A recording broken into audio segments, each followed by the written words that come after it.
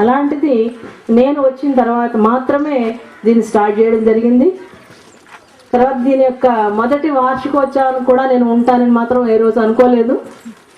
కానీ మొదటి వార్షికోత్సవంలో మొట్టమొదటిగా మాట్లాడడానికి అవకాశం వస్తుందని కూడా ఏ రోజు అనుకోలేదు.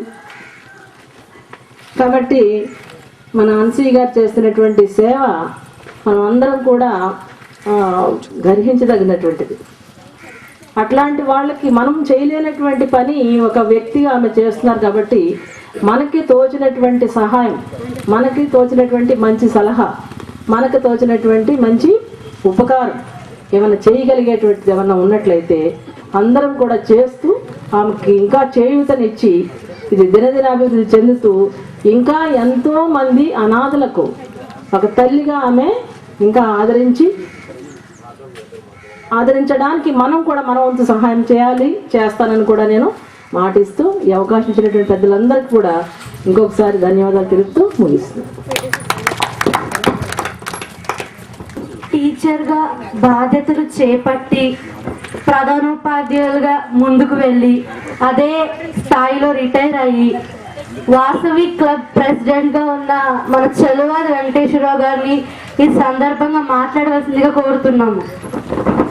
సభకి వందనాలు. అలానే సభకి వచ్చేసినటువంటి అభిమానులందరికీ కూడా మా వాసవి క్లబ్ తరఫున నమస్కారాలు. ఈ కార్తీక మాసంలో మీ అందరికి కూడా ఆ అమ్మవారు సంపూర్ణ ఆయురారోగ్యాలు ఇవ్వాలని అమ్మవారిని కోరుకుంటూ మీ అందరికీ కూడా శుభాలు జరగాలని కోరుకుంటున్నాం. ఇది వాస్తవంగా ఈ యొక్క అమ్మ సేవా సదనం మనకి వృద్ధాశ్రమాలు, అనాథాశ్రమాలు, రకరకాల పేర్లతో మనకు ఆశ్రమాలు ఎన్నో నడుస్తూ ఉన్నాయి. ఈ యొక్క సేవా సదనానికి అమ్మ అనేటువంటి పేరు పెట్టుకోవటంలోనే వారి యొక్క ఔన్నత్యం మనకి కనిపిస్తూ ఉంది. ఇక్కడ పక్కన మదర్ తెరీసా గారు ఉన్నారు. ఎంతోమంది ప్రపంచంలో కొన్ని లక్షల మంది సేవలు చేస్తూ ఉన్నారు. ఎవరిని అమ్మ అని పిలవలే, ఆమె ఒక్కదాన్ని అమ్మ అని పిలుస్తారు. ఈ ప్రపంచం అంతా కూడా అమ్మ, మదర్ తెరీసా అమ్మ అని అంటారు తప్ప ఎవరిని పిలవరు. అంటే ఆమె చేసినటువంటి ప్రపంచానికి చేసినటువంటి సేవ అమోఘమైనటువంటిది.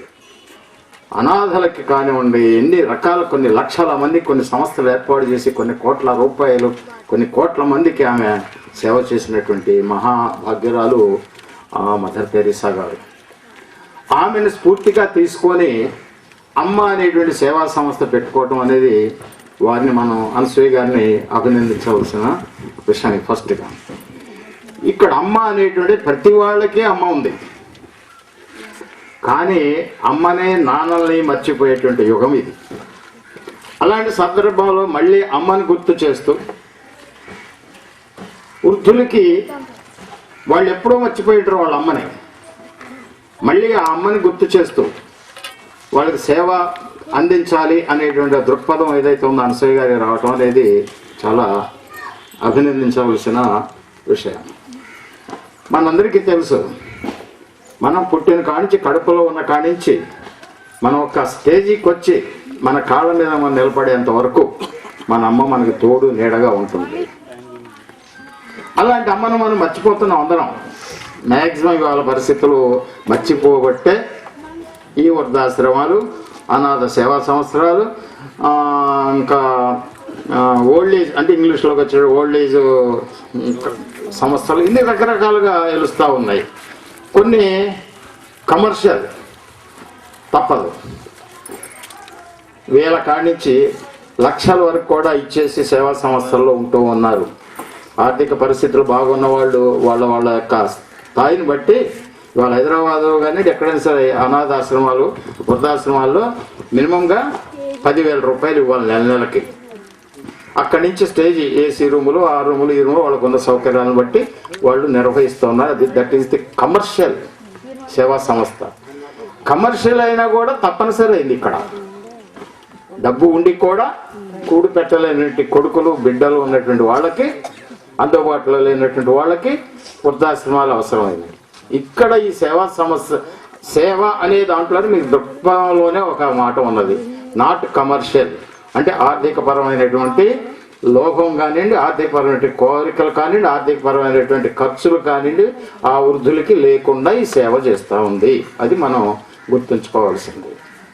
కాబట్టి ఇలాగా ఆర్థికపరమైనటువంటి కోరికలు లేకుండా, ఆర్థిక భారం లేకుండా వృద్ధులకు సేవ చేస్తున్నప్పుడు మరి ఆమె కోటీశ్వరాలు కాదుగా, మనకు తెలియని అనసూయ కాదు.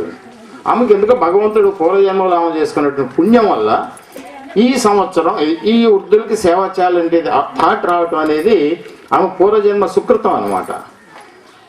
ఆ సేవకి మ్యాక్సిమం ఆమె సేవ చేస్తూనే ఉంటారు, కానీ దాన్ని మాన్యువల్ సేవ అంటారు. మరి ఆర్థికపరమైనటువంటి సేవ కావాలి. పాపం కృషితో ప్రయత్నం చేస్తూనే ఉంది, ఇచ్చేవాళ్ళు ఇస్తూ ఉన్నారు, ఆమె సొంత డబ్బులు పెట్టుకుంటున్నారు. ఏం పెట్టుకుంటున్నారు ఎవరు దాని గురించి ఎవరు ఆలోచించడం. మొత్తం మీద 2-3 స్టార్ట్ అయినటువంటిది వృద్ధాశ్రమం వాళ్ళు 30 మంది దాకా స్టార్ట్ అయింది. చాలా సంతోషం. ఈడను సాధటం అంటే సామాన్యమైన విషయం కాదు. మన ఇంట్లో 2 పిల్లలు మనం సాధాలంటే ఎన్ని ఇబ్బందులు పడుతున్నామో మనందరికీ తెలుసు. అలానే వృద్ధులు పరిస్థితి ఎట్లా ఉంటుందంటే, మనం అంతా కొంచెం స్టేజ్కి వెళ్ళిపోయిన తర్వాత, ఇప్పటివరకు పర్లేదు కానీ మనం కూడా ఆ స్టేజ్లోకి వెళ్ళిన తర్వాత మన మానసిక పరిస్థితి మొత్తం పక్కకి తగ్గిపోతుంది. మనం ఏం మాట్లాడుతున్నామో తెలియదు, మనం ఏం చేస్తున్నామో తెలియదు. ఆ స్థాయిలో వాళ్ళ యొక్క మానసిక పరిస్థితి ఉంటుంది. దానివల్ల కొంత స్వార్థం ఉంటుంది. చిన్నపిల్లవాడికి ఎట్టయితే స్వార్థం ఉంటుందో, వాడికి పెన్ను చేతిలో పెట్టి లాక్కొని మీరు మీ పెన్ను ఊడిపోద్ది కానీ పెన్ను రాదు బయటికి, అంత పట్టుదల పట్టుకుంటాడు. ఆ వయసులో వాళ్ళకి పట్టుదలలు ఎక్కువ ఉంటాయి. ఎవరైనా రేపు మనం ఆ స్టేజ్కి వెళ్ళి మనకు కూడా అంతే పట్టుదలగా ఉంటాయి. ఆ ప్రభావం వల్లే నాన్నగారు అమ్మగారు మీరు పెద్దవాళ్ళు అయ్యారు, మీకు చాదస్తం ఎక్కువైపోయింది, మీరు చెప్పినట్టు వినాలంటారు, మేము చెప్పినట్టు వినరు అని మన పిల్లలు మనం అంటూనే ఉంటారు, మనం వింటూనే ఉన్నాం. ఆ స్థాయిలో వాళ్ళ మానసిక బతి మొత్తం జీరోలకు వెళ్ళిపోయి ఒక పట్టుదల పెరిగిపోయి వాళ్ళకి దాన్నే చిన్నపిల్లల్లో ఈర్ష్య అంటాము, అసూయ అంటాము, అదే వాళ్ళల్లో వస్తుంది. దానివల్లనే ఇందాక అసూయ గారు చెప్పారు, తెలిసి కాదు వాళ్ళు గొడవ పడేది, స్వార్థం పెరుగుతుంది అన్నమాట. స్వార్థం ఒకరికొకరు స్వార్థం పెరిగి ఆ రకం చిన్న గొడవలు జరుగుతూ ఉంటాయి. కారణం ఏంటంటే కుటుంబానికి దూరం అవ్వటం ఒకటి మెయిన్ కారణం. బిడ్డలకి దూరం అవ్వటం వల్ల అదొక మెయిన్ కారణం అన్నమాట. దాన్ని వాళ్ళు ఆ బ్రెయిన్లో అది ఫీడ్ చేసుకొని కొంచెం ఇబ్బందికరమైన వాతావరణం సృష్టిస్తూ ఉంటారు.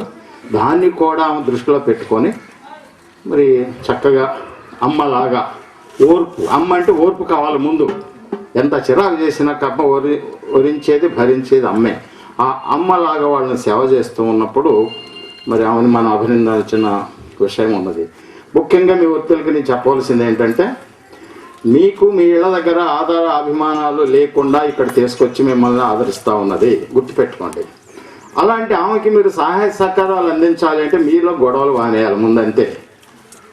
మీ యొక్క యోగక్షేమాలు ఆహార విషయంగానే ఉండే, వైద్యపరంగా కానీ ఉండి, ఎన్ని రకాలుగా చూడండి. కంటి ఆసుపత్రులకి పాల్వంచ తీసుకెళ్ళి మీ అందరికి కూడా కళ్ళు తిప్పించారు. మరి నీ కొడుకులు నీ బిడ్డలు చూడలేదు కదా, వదిలిపెట్టేశారు కదా. మరి అప్పుడు ఆమెకి మీరు భారం గొడవలు పెట్టుకొని ఆమె మానసిక ప్రశాంతతని దూరం చేయకూడదు. మీకు ఎంతసేపు సేవ చేయాలి అనే ఆలోచన ఆమెలో కలగాలి. కానీ సాయంత్రం వచ్చే లోపల ఏం గొడవ పడ్డారో ఏమో అని ఇంటికాడి నుంచి ఆమె ఆలోచించుకొని వచ్చే పరిస్థితి మీరు తీసుకురావద్దు. మీకు కావాల్సింది సమయానికి భోజనం, సమయానికి మందులు, మీకు కావాలి చక్కగా పడక, ఇన్ని ఏర్పాటు చేశారు. ప్రశాంతంగా నామస్మరణ చేసుకోండి. మీరు ఇంకా వేరే మీలో గొడవలు పెట్టుకోకండి. మీలో మీరు ఏమీ వద్దు. మీకు కావాల్సింది ఈ వయసులో ఇంత తిండి, ఇంత బట్ట, ఇంత నీడ, ఈ మూడే మీకు కావాలి. ఈ మూడింటికి ఆమె కలగ చేస్తుంది కాబట్టి ఆమెను చిరాకు పరిచేసిన స్థాయికి మీరు రాకూడదు. ఇవాళ 30 మంది ఉన్నారు, 20 మంది ఉన్నారు, రేపు ఇలా సదనం పెరుగుతూ ఉండొచ్చు, కొన్ని 100 మంది రావచ్చు. మరి అందరినీ తట్టుకోవాలంటే చివరికి ఆమె పిచ్చిది అయిపోయి పిచ్చి ఆసుపత్రికి వెళ్ళాల్సిన పరిస్థితి వస్తుంది. ఆ పరిస్థితి తీసుకురాకండి దయచేసి. మీ వృద్ధులందరికీ కూడా నేను విన్నపం చేస్తున్నా, ప్రశాంతమైన జీవితాన్ని గడపండి. దైవనామ స్మరణ చేసుకోండి. మీకు వచ్చిన దేవుణ్ణి ప్రార్థించుకుంటూ కూర్చోండి ఖాళీ టైంలో. అంతేగాని ఒకళ్ళ మీద ఒకళ్ళు గొడవలు పడవద్దు, అది మంచిది కాదు. చక్కగా కూడు గుడ్డ నీడ మీకు కావాలా 3 అందిస్తూ ఉంది. ఇది దృష్టి పెట్టుకోండి. అలానే సేవాకర్తలు కూడా మరి మా యొక్క వాసవి క్లబ్ తరఫు నుంచి కూడా మేము మాకు తోచినట్టుగా ప్రతి నెల మా దేవస్థానం నుంచి ఒక 1/4 మూట బియ్యం అనాథ శరణాలకు అందిస్తున్నాము. కరెక్ట్గా అందుతున్నాయి అనుకుంటున్నాను నేను. సంతోషం. మొన్న కూడా మేము క్లారిఫై చేసుకున్నాము. అయ్యగారు మరి ఇస్తున్నారా లేదా అని మేము క్లారిఫై చేసుకున్నాం. మా దేవస్థానం నుంచి కూడా ప్రతి నెల ఒక పావు మూట బియ్యం అందిస్తున్నాం. ఇంకోటి ఏమిటంటే మొన్న ఈ మధ్యన మా వాసవి క్లబ్ నుంచి జన్మదినోత్సవం సందర్భం కానివ్వండి, ఇంకేదైనా సంతోషకరమైన సందర్భం కానివ్వండి, మేము ఏదో మాకు తోచినట్టుగా మన వృద్ధులందరికీ కూడా 2 దుప్పట్లు, వాళ్ళందరూ ఒక రోజు పులిహార కూడా ఏర్పాటు చేసుకోవడం జరిగింది. ఇంకా మాకు ఇది ఒకటే కాకుండా రకరకాల కార్యక్రమాలు ఉండటం పూర్తి కాన్సన్ట్రేషన్ దీని మీద చేయలేకపోతున్నాము. ప్రస్తుతం మాకు నిరంతరమైనటువంటి ఒక కార్యక్రమం నిర్వహిస్తున్నాం. వాసవి క్లబ్ తరఫున ఉచిత కంటి ఆపరేషన్లు, ఉచిత నేత్ర వైద్య శిబిరం అనేది నిర్వహిస్తున్నాం. దయచేసి అందరు ఇక్కడ అధికారులు కూడా దృష్టిలో పెట్టుకోండి, వచ్చిన వాళ్ళు కూడా దృష్టిలో పెట్టుకోండి. ప్రతి నెల 2వ శుక్రవారం ఇక్కడ కన్యకాబాలసరి గుడిలో మేము ఉచిత కంటి ఆపరేషన్ వైద్య శిబిరం నిర్వహిస్తున్నాం. ఇప్పటికీ జనవరి నుంచి ఇది 10వ నెల 11వ నెల సుమారు 1000 మందికి మేము ఉచిత కంటి ఆపరేషన్ చేయించడం జరిగింది. కృష్ణ నేత్ర వైద్యశాల భీమవరం వారి చేత నిర్వహిస్తున్నాం. ఒకసారి మరి మేడం గారు కూడా 10 మందిని తీసుకొచ్చారు. మరి అక్కడ ఖాళీ లేకనో ఎందుకో మరి మొత్తం మీద కొంచెం వెనక్కిపోవడం జరిగింది. ఇందాక మీరు చెప్పిన దాన్ని బట్టి చూస్తే పాలవంచలో చేయించుకున్నామన్నారు, అది ఉచిత నేత్ర వైద్యమే, ఇది ఉచిత నేత్ర వైద్యమే.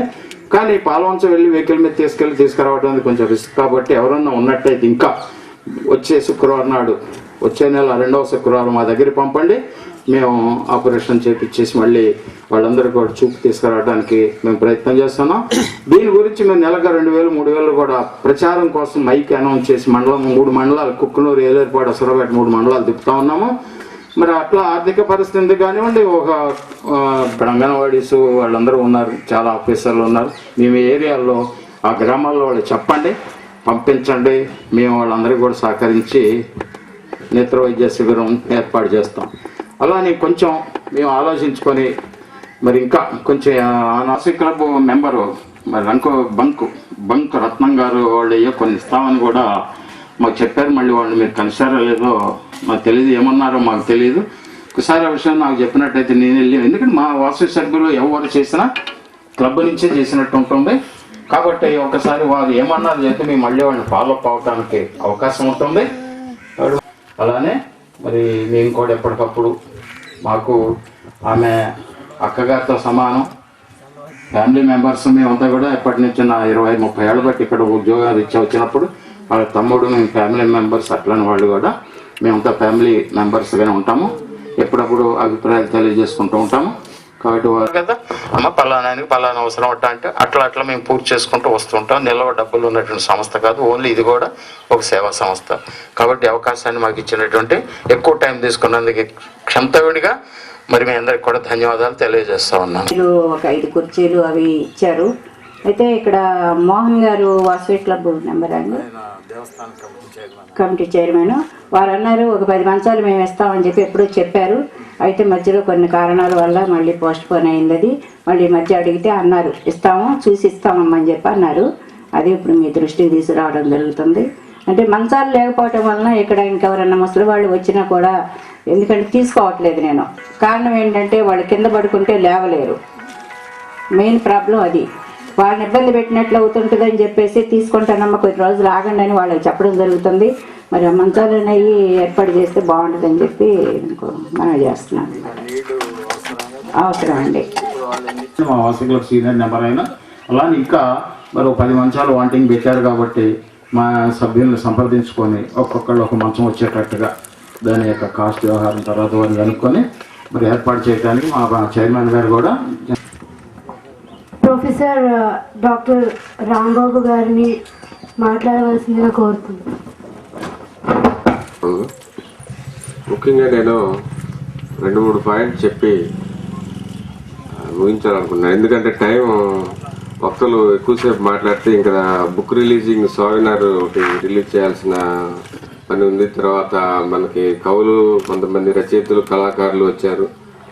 సో వాళ్ళతో కూడా ఇంటరాక్షన్ అవ్వాల్సింది ఉంది. కొంతమంది హోమ్లో ఉన్న వాళ్ళు ఇన్మేట్స్తో కూడా వాళ్ళ వ్యూస్ కూడా షేర్ చేసుకోవాల్సింది ఉంది.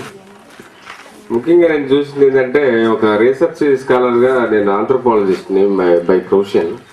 సో నేను ఎక్కువగా ఈ ఈస్ట్ వెస్ట్ ఖమ్మం జిల్లాలో విస్తృతంగా 10 చదరపు అడుగులో నా పాదముద్రలు ఉంటాయంటే మీరు ఆశ్చర్యపడాల్సిన అవసరం లేదు. చూస్తున్నాను. గ్రామాలు ట్రైబల్ ఏరియాస్ తిరిగాను, కొండలు గుట్టలు మొత్తం తిరిగాను, చూశాను. నాకు ఏమర్థం అయిందంటే, మనిషి తన పక్కన ఉన్న చిన్న సమస్యను కూడా అటెంప్ట్ చేయట్లేదు. ఎవరో ఒకరు రావాలా, అది వచ్చి నెరవేర్చాలా అనే దృక్పథంతో బాగా సెల్ఫిష్ మోటివ్స్తో ఉంటున్నారు. అంటే పేదరికం, మేము పేదవాళ్ళం అని పెద్దవాళ్ళు చెప్తారు. పేదరికం దానికి కారణం కాకూడదు. ఉన్నంతలోనే మనం సర్దుకుపోయి what best we can do, మనం ఏమేమి మంచి కార్యక్రమం మనం చేయగలుగుతాము అనే దృక్పథం అలవర్చుకోవాలి.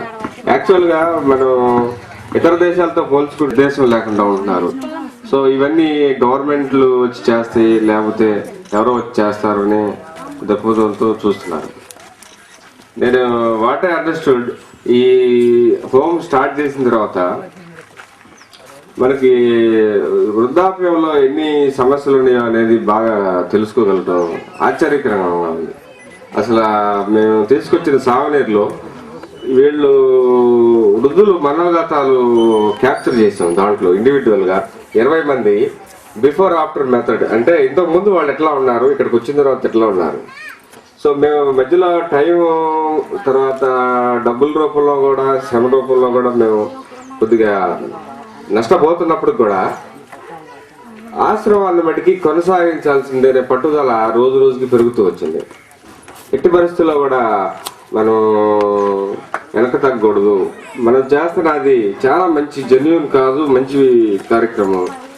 మనం ఎట్టి పరిస్థితుల్లో టయాన్ని, అవసరమైతే ధనాన్ని కూడా మనకు చేతనాన్ని సహాయం చేసి మనం తోడ్పాటుగా ఉండి ముందుకు కొనసాగించాలా. మనం ఒక గొప్ప హ్యూమన్ బీయింగ్గా ముందుకు పోవడమే అంతకన్నా ముఖ్యమైనటువంటి పని మనకి జీవితంలో ఏమీ ఉండకూడదు కూడా అని తెలుసుకోవడం జరిగింది.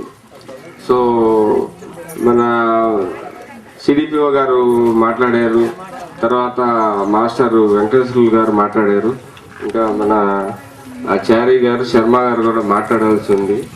సో వీరు మాట్లాడిన తర్వాత సావనీర్ అనే బుక్ని రిలీజ్